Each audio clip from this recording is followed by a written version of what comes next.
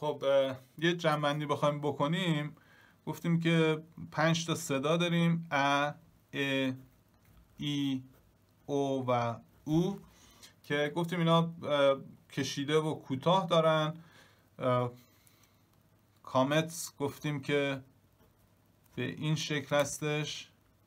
کامت صدای ا میده، کامت یه مقدار کشیده تر، بزرگتر بنویسم اینا رو. بعد گفتیم که پتخ بازم صدای ا میده، یه مقدار کوتاه تر. ای رو گفتیم که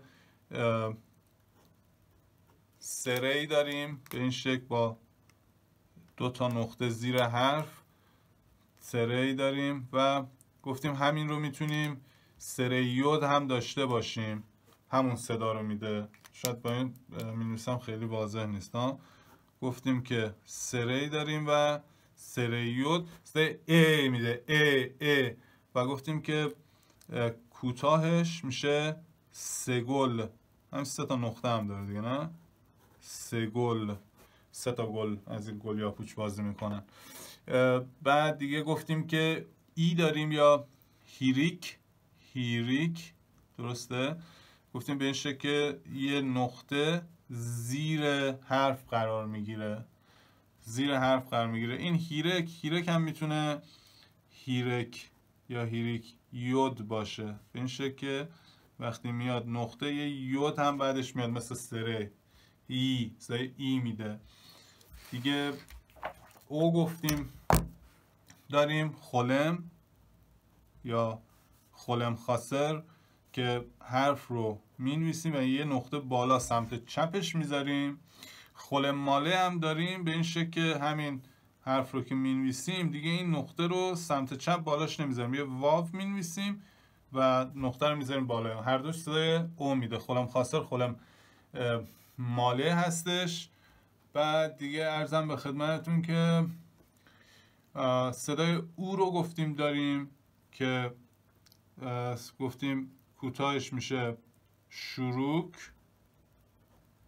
به این شکل یک حرف بعدش واو میاد که داخلش یک نقطه است، او میده، او. و گفتیم کوتاهش میشه کوبوتس.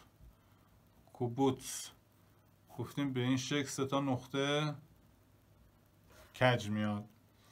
شوا رو گفتیم که صدای یعنی صدا نداره، ساکنه. اگر شوا نخ باشه صدایی نداره، اگر شوا نباشه ای خفیف داره، اه. درسته؟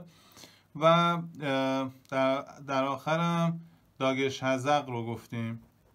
داگش هزق، حالا اینجوری می نویسم که یه نقطه است وسط حرف میاد، درسته؟ مثل بتر میاد اینجا، باعث تشدید میشه. ولی خب گفتیم این چون استثناءات و تشخیصش یه مقدار نیاز به توضیحات داره، یک جلسه کامل در موردش توضیح میدیم. امیدوارم که تا اینجا واضح بوده باشه. سوالی چیزی بود برام بنویسید. توی تلگرام هم اونجا آیدیم هست، اگه موضوعی بود میتونید با هم به اشتراک بذارید. وقتتون بخیر.